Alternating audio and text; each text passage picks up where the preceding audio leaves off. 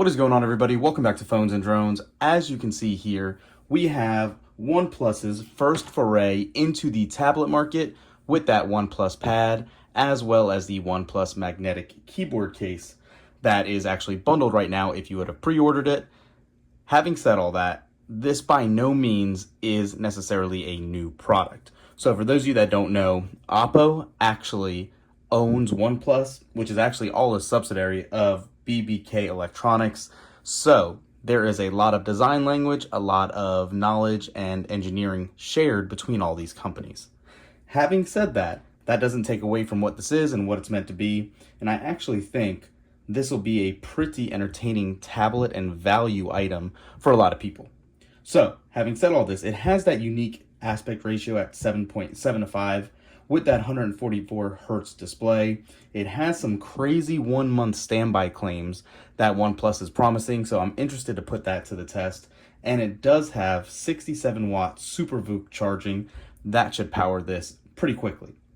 A couple things about this too before we get into it. It does have that 11.61 inch LCD display, so keep in mind no OLED here, but as long as it's tuned okay, an LCD display does not necessarily need to be a bad thing. Thanks to the slimmer bezels, you have an 88.14% screen to body ratio, and the resolution on the display is actually 2800 by 2000, so it should look pretty good. Again, it does have a touch sampling rate of up to 144 hertz, as well as a refresh rate up to 144 hertz as well. Gives you a pixel density of 296 ppi and a brightness of 500 nits. So not the brightest, but should still look okay indoors and possibly outside as long as it's not in direct sunlight. Comes with a base storage of 128 gigs of UFS 3.1 storage and 8 gigs of RAM. It is going to be running Oxygen OS 13.1. So if you're a fan of it, you know what it is. It's what OnePlus has been running with in the US here specifically for a while now on their OnePlus phones. And it actually has a MediaTek Dimensity 9000 CPU and an ARM G710 MC10 GPU. The battery is 9,510 milliamp hours, and it does charge at that 67 watt Super VOOC charging. It has that one rear 13 megapixel camera. It does record video up to 4K 30 frames per second, and it actually supports video zooming and stabilization, so that could be pretty unique. Also, there is a front facing camera that's 8 megapixels that does film up to 1080p. So enough of all the boring specs. Let's break this baby open. Only comes in that one green colorway. So let's take a look and see if what OnePlus did here is actually a challenger. While I open this, I do want to call out, since this was announced, Google has made available for pre-order the Pixel tablet. Now, while not the same, they do run about the same price. This is $479. And the Pixel tablet is $499. The biggest difference is the Pixel tablet actually comes with that dock, the speaker dock, and can be used in a number of different ways with that. So here's the tablet. It's very nice and thin, has a good heft to it. Let's see what else is in this box. It looks like our typical reading material. Yep. Membership card from OnePlus. That's our red cable card.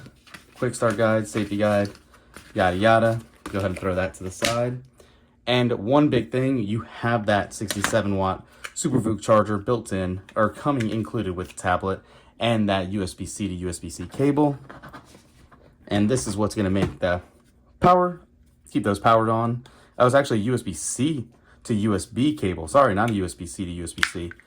So that is interesting. All right. Let's go ahead and slide this over and take a look at what you guys came for. And there it is. So I think this colorway actually looks really nice. You can see that nice green hue and that Cyclops camera cutout. You obviously do have that USB-C port on the side, as you can see here. Your speakers on the right and left for that quad speaker setup. Power button. And your volume rocker up top. And you can see there is a cutout for, it looks like what would be a millimeter wave antenna, which is interesting. Obviously you have those pogo pins For the accessories, specifically the magnetic keyboard, this is typically a separate accessory unless you pre-ordered. That does run about 150 bucks. I think it's probably overpriced for what it is, but I'll go ahead and show you this as well. Let's get this baby powered on and we'll be right back. All right, so as you can see, it all got finished. It actually really updated and installed pretty quickly. Everything was up and running in about 5, maybe 10 minutes. And a couple quick callouts. As soon as I turned it on, I actually went right into YouTube to test that Dolby Vision, Atmos, and all that. And the speakers and display actually look really good. One call out though that I do want to mention, since it is an LCD display, those off-axis viewing angles are definitely not the best, but they do still look pretty good for this tablet. Again, as you can see, these icons are skinned. It is running that skin we talked about that OnePlus loves to install on all their devices. I don't think it's the worst skin out there, but I am not personally a fan of the look. But if you jump into your settings and all that, you can see everything. And everything really does run very smooth on this 144 hertz display. And what I do want to call out is out of the box, this actually does run with the screen refresh rate set to high. So you don't need to go in and tweak any of that. OnePlus knows what it has, and it is actually really, really nice to look at. But just from jumping around a little bit, you can see everything actually works very quick and seamless. It loads very fast. If I go into a video, it'll start playing. What is going on, everybody? Welcome back and to yeah, here it is. I teased it on looks that pretty good. referral video I did. This is that new. So yeah, again, we're going to do a deeper dive into this and see really if it's worth it in the coming weeks before we give you our final verdict. But moving past this for now, let's take a look at this magnetic keyboard. And all we're going to do is pull this pull tab here for that.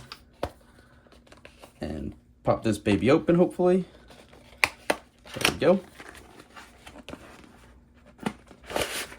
So this is one of 2 accessories that they're currently offering. This magnetic keyboard case, and then also the stylus as well. So we have a reading material right inside there. Put that to the side, and a matching colored case for the OnePlus Pad. It is very slim, as you can see here.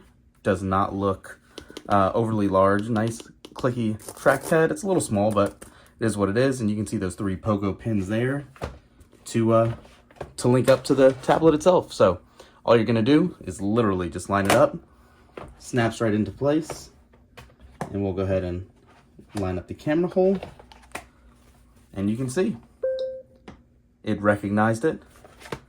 And when you close it, just make sure it is all lined up. So yeah, goes right back in its home. So yeah, not too bad, especially as an included accessory if you like. I think it looks very, very good. What do you guys think? Are you interested in picking one of these up? Do you actually look forward to the Pixel Tab a little more than this? Let me know your thoughts in the comments down below. I think you can't go wrong. I think you get a good value for these with this OnePlus Pad.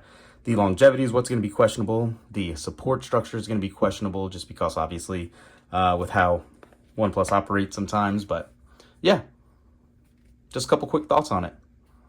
Let us know in the comments down below if you're picking one up. Thanks for watching, guys. We will catch you in the next one. Peace.